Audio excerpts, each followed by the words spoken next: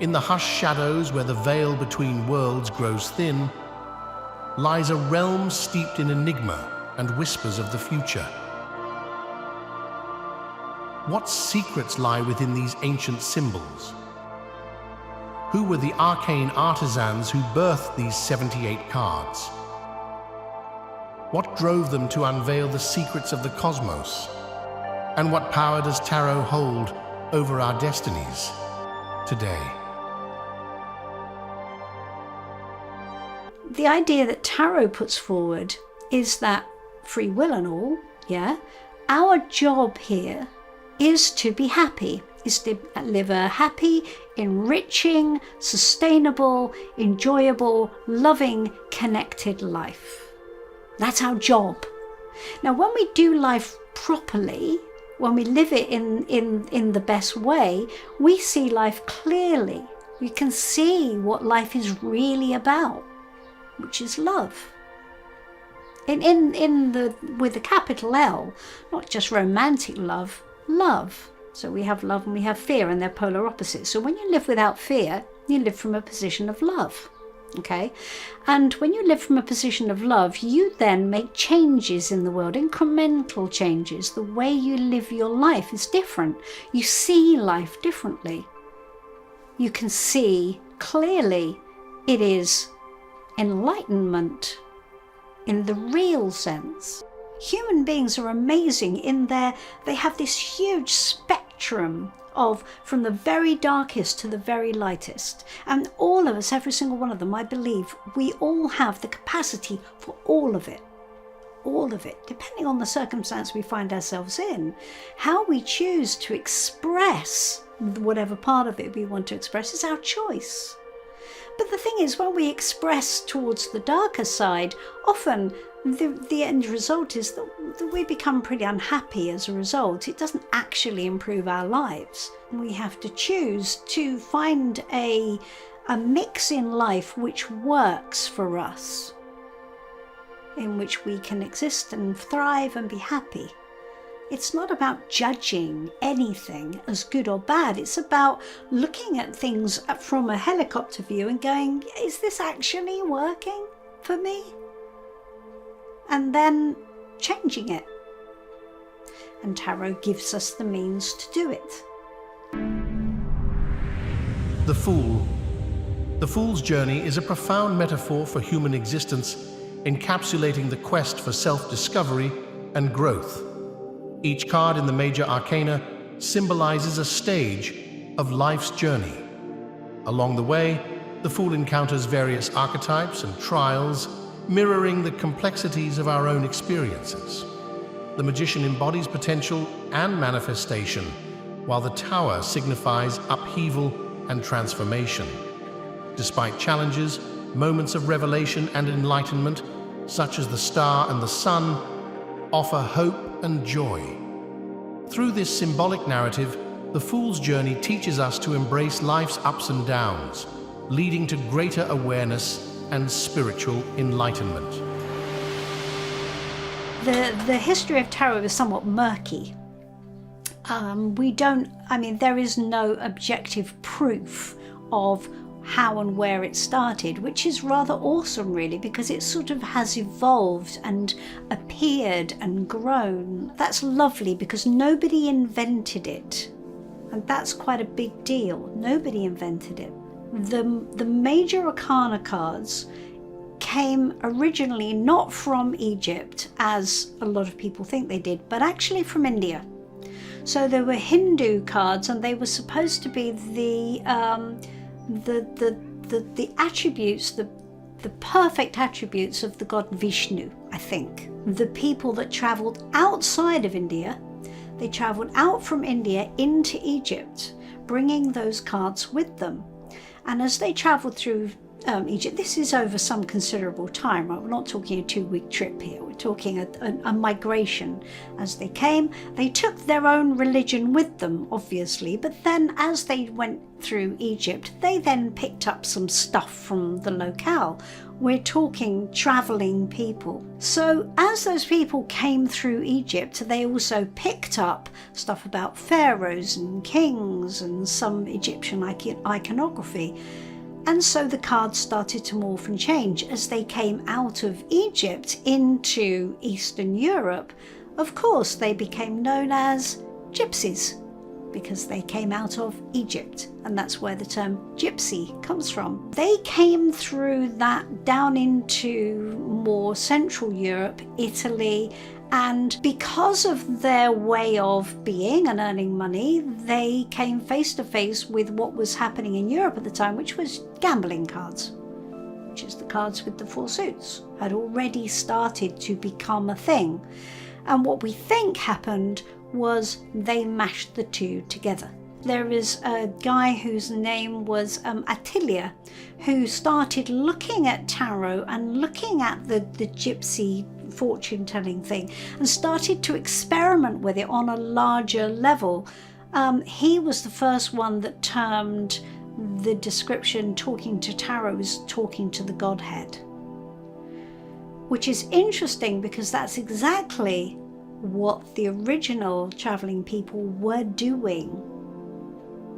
So the idea that tarot is a means of communicating outside of our physicality to the energetic realm came through the Hindu lineage.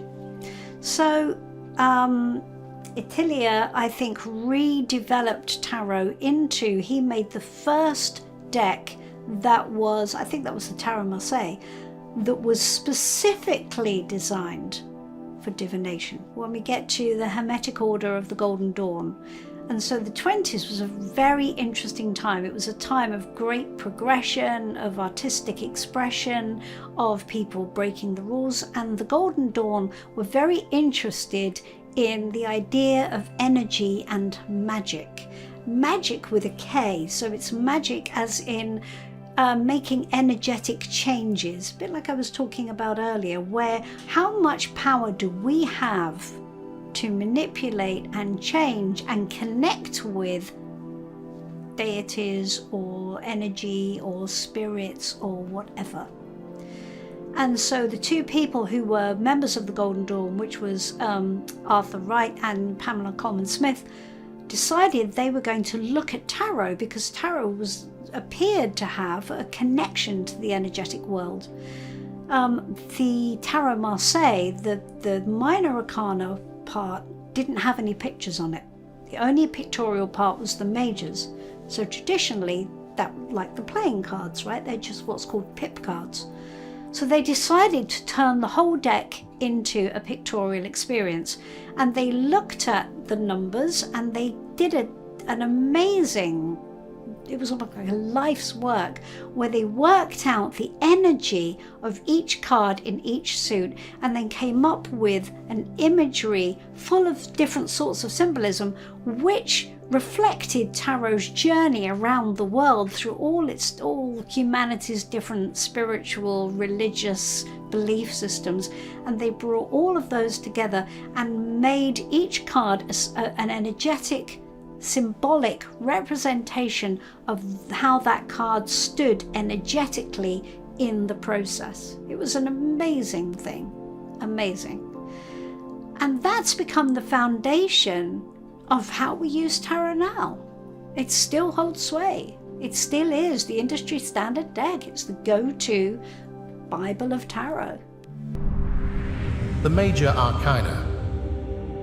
The Major Arcana consists of 22 cards representing significant archetypal themes and stages of the human journey. Each card embodies profound symbolism and meaning, reflecting various aspects of life, spirituality, and personal growth. The lovers depict relationships and choices, while death signifies endings and rebirth.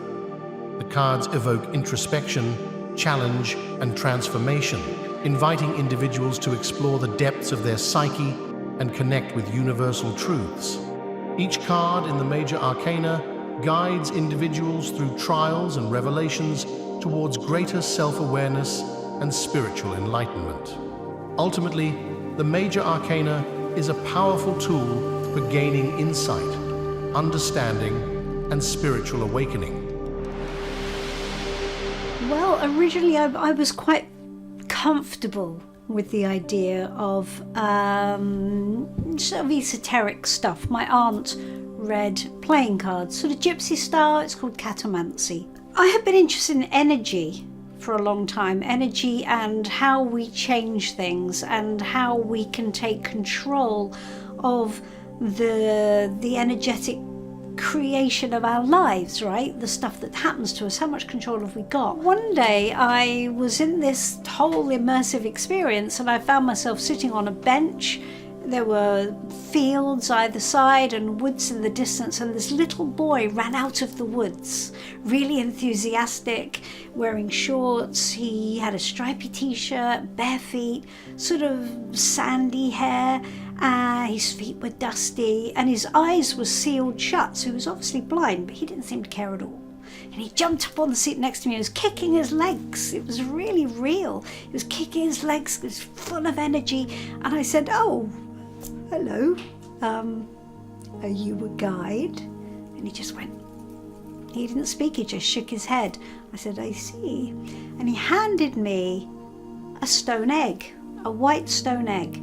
And I looked at it and I could see that in the egg there were carved, it was like a carved white bird sleeping, curled round itself with its eyes closed.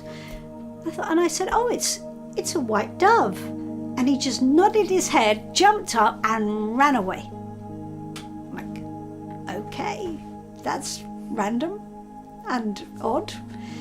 I came out of the meditation. I thought, I have absolutely no idea what that was about. And then about a month later, walking around Camden Market, I saw this shop up on the mezzanine part of Camden Market, and the shop was called Rainbow Visions.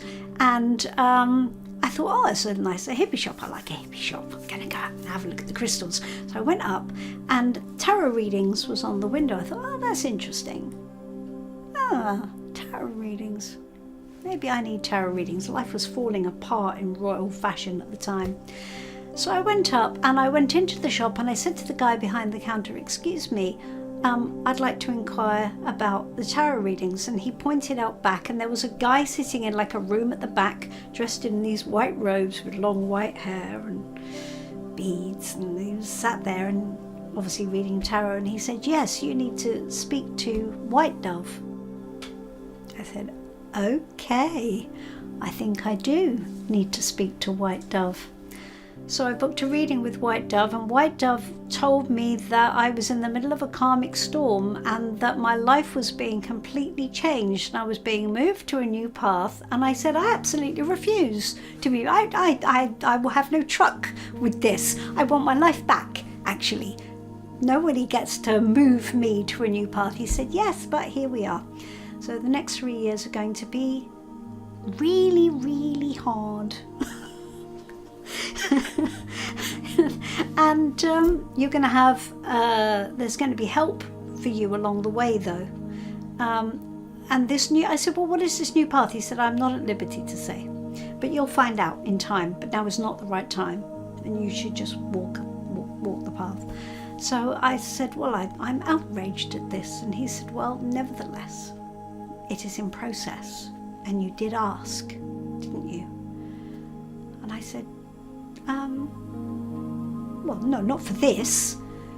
And I had asked, every day I had been going into my office and I had been asking, give me what I need to make everything all right. He said, you opened Pandora's box. You asked. This is what's happening. Like, okay, make it stop. He said, no, I can't. Events are in motion. It's done. You're just going to have to walk it through. And he told me quite a lot of other stuff as well in the process. It was an hour's reading, and he described everything very accurately, and what he said was going to happen did happen. And so I kind of thought, well, this is something I need to explore further. And that was what led me to tarot, and I guess new path. I, as do a lot of people when they first start reading, was over-reading to the point where I was getting addicted to it, because it's like, oh my God, this is a thing, and you like, I want to know more, and I want to ask the same questions. You ask the same questions again and again and again. And then one day I had a reading go down on the table, which was all of the big, dark, scary cards. All of them. I'm like, oh my God. This is, I mean, it's been difficult, but this is beyond the pale. So I looked at it, I thought, it terrified me. I thought, oh my God, everything's going to hit the skids even more than it has already. And I thought, oh, this is awful. So anyway, so I sat it out, and a month later I went to my friends and I said the oddest thing had happened. We had this, I did this reading, it was catastrophic, but nothing's happened. And they said, well, that's very odd. So we said, okay. So, well, let's ask what's going on with that. So anyway, we shuffled the cards and we put down, and what do we need to know about Janis's really difficult reading? The Seven of Swords. It was a lie. I thought, what? No? What? That can't, what? Why? Eight of Pentacles, repetitive action. And my friend Ray looked at me and went, have you been over-reading again? And I went, maybe. So he said, I think you've just been bitch slapped by your cards. I think they've just given you a scare to make you stop. So they asked, what is your advice to Janis? Eight of Cups. Walk away. Walk away. So I'm like, oh no, this is terrible. This is really terrible. So anyway, so they mounted an intervention. Everybody took my decks away. I had a deck in every room. I'm not being funny. I could go from one room to another checking readings. It was completely outrageous. Very bad practice. Anybody who's learning tarot, don't do that. So they took my decks away. And then the next month I went back to my friends. I said, okay, let's check in to see if they'll let me back in again. So I shuffled and they said, okay, what does Janis need to know about reading again? Temperance, moderation. So they let me back in. But it was a big old warning, and my friends were freaked out by that, because like, okay, that's not an inanimate object. That's something responding in a very sentient way. There is another intelligence on the end there. That's not just you just tuning in and just grabbing information like you would off the internet. That's different. And that became the basis. I was a bit more respectful after that. And so that's how my relationship with tarot has developed, as a one-to-one relationship. I have a conversation. I don't do readings, I talk. And so my readings now, all these years later, that's why I think I now work with a team of guides, and my readings are purely channeled. So I'm a postman. That's how I see myself. So my way of using tarot, I see tarot as a language. We're having a conversation, a meaningful conversation, and if we use that facility properly, it can be incredibly useful. The Minor Arcana. The Minor Arcana in tarot comprises 56 cards categorized into 4 suits: Wands, Cups, Swords, and Pentacles. These cards represent day-to-day events and experiences, reflecting the mundane aspects of life. Each suit corresponds to elemental energies and specific domains such as creativity, emotions, intellect, and material matters. Unlike the Major Arcana, which signifies major life events and archetypal themes, the Minor Arcana delves into the nuances of everyday existence and offers a comprehensive perspective on navigating the complexities of daily existence and challenges. Together, they form a comprehensive toolkit for navigating the intricacies of daily existence, offering guidance, wisdom, and perspective on life's journey. It's really good if you can mug up on the stories that run through tarot, because tarot has amazing stories that run through it. So from 0 to 10 in each of the suits, there is a story. And once you connect with the story, you more easily understand A, the purpose of the suit, and B, it's easier to understand the cards, because the cards take on a context within the 1 to 10 run. Yeah? Then we have to learn about what the royals are, and then we have to learn about what the major arcana cards are. The major arcana also has a story. It's called the Fool's Journey, and it documents a life all the way through, and they are guidance cards. They are guidance cards for the journey, which is the minor arcana. The royals tell you in which energy you are showing up in, or someone else is showing up in. It's the way we personally apply the energy to the journey. So once you understand that from a basic level, it suddenly starts to make more sense across the board. Instead of just going, I must learn the cards individually, or look each one up in a book and then try and skew it to my situation. Now, the problem that hits you first off is that we got 78 cards here, right? And that's a lot of learning. I mean, it's like going back to primary school and just kind of doing it by rote. I think what's most important is to understand the meaning of the suits, because they're really, really important. And so many times when I work with beginning students, I say, well, the Two of Cups, and they go, cups, what's cups again? It's bog standard, you know, that's your ground zero. Then once you've learnt the suits, then you look at the numbers. And the numbers in the minor arcana also are really important, because the 2 throughout all of the suits has a meaning.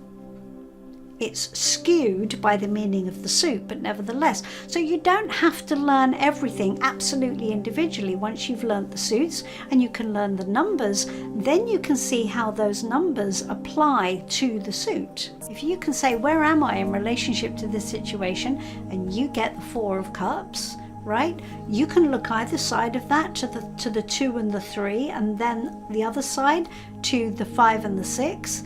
And if you understand the story, you'll see the narrative of your own situation reflected in those cards.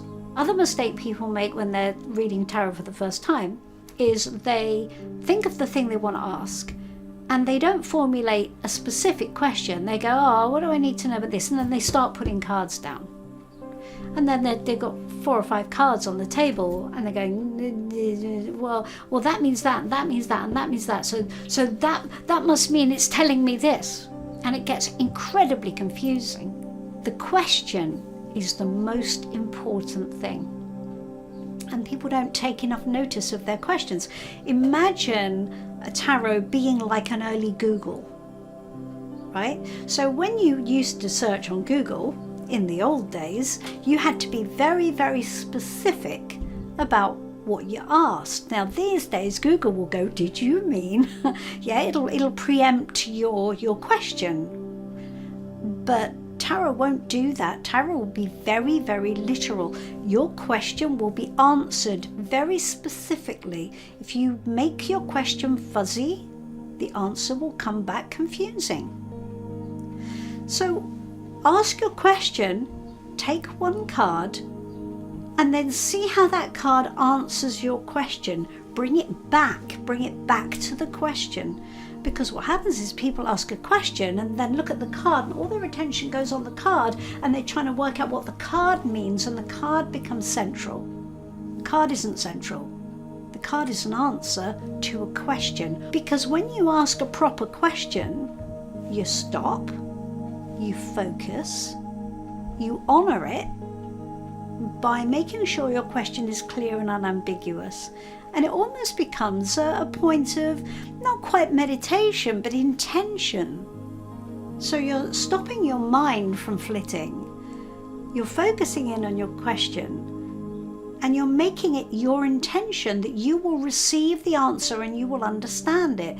Whereas the other way, your mind's all over the place going crazy, right? Well, of course you can't hear the answer. Your mind's too busy flitting off in every direction. You'll never hear the answer. So you have to show up with the right attitude. You have to be prepared to be simple. And you have to let the question lead every time. We've got this map, we've got this instruction map of how to do life.